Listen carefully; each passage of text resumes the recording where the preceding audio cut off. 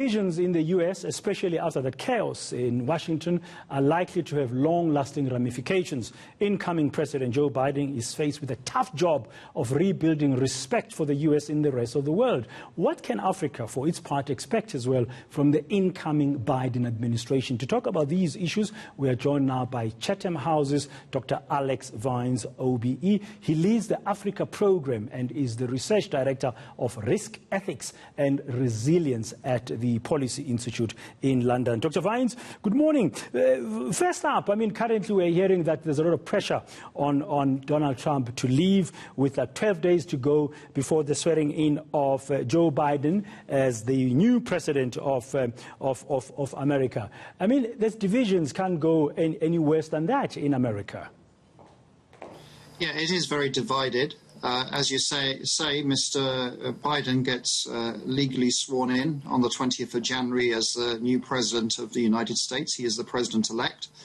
Mr. Trump, I think, has realized that the game is over, which is why he has now posted a clip with him saying that there will be a peaceful transitional process to Mr. Biden, though, as you rightly noted, he hasn't congratulated Mr. Biden on his victory. But I think Mr. Trump will be much quieter now and will be considering what his future options are. He has certainly damaged his cause by the events on Capitol Hill. And the ramifications of that damage for the rest of the world, for America's position, for example, globally. Well, yes. How can the United States be talking about credible, clean, transitional political processes, including on the African continent, in places like Tanzania, for example, when we've witnessed these events in the United States? So this will take significant time for the United States to rebuild, I think, their international reputation as a global leader of the world liberal order on democracy. Now, Joe Biden coming in, he's going to have his work cut out. Many parts of the world have lost respect for America, for the U.S. What kind of things would you think he should focus on to rebuild that respect for the U.S. in the rest of the world? Well, Dan, look, the reality is he'll be mostly focusing on domestic issues. There's such a mess in the United States itself, and to try and build a more non-partisan politics on the Hill. So that's going to be his priority number one.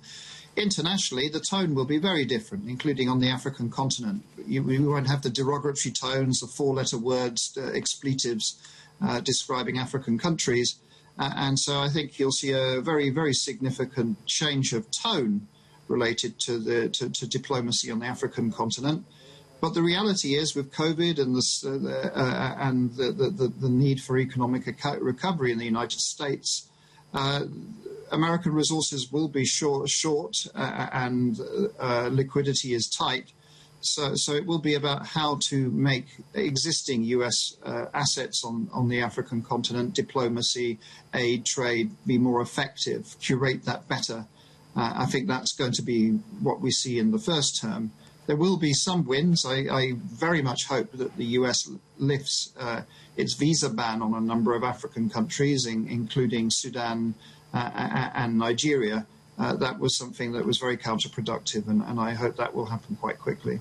Yeah, now, from a multilateralism, we know that Donald Trump did not believe in that.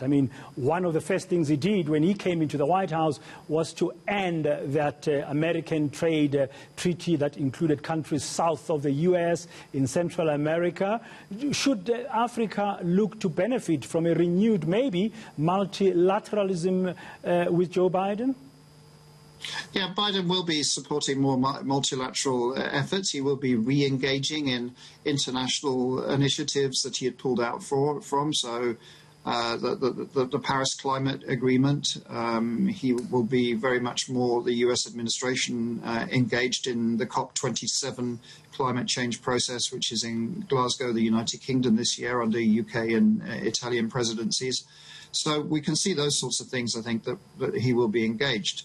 Again, in terms of Africa, the negotiation in the future, the African Growth and Opportunity Act, that's something that's going to be very, very key, I think, for a number of African economies. Yeah, and so we'll see more engagement there too. And in that respect, I mean, Africa has just launched its own trade agreement from the 1st of January. There are still some issues there.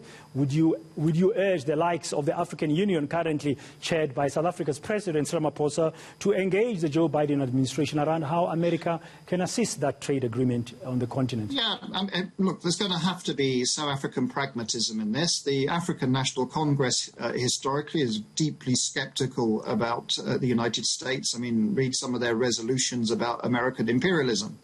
But South Africa itself has been so hammered economically by the COVID-19 pandemic, and there's a second wave now of it, that I think that South Africa's foreign policy and indeed AU policy needs to be one of diversification. This it means African agency, African leadership extracting the best value for Africans out of international relations, and that's a bit of China, but that's definitely a bit about that's a share of trade with the world's largest economy, which is the United States.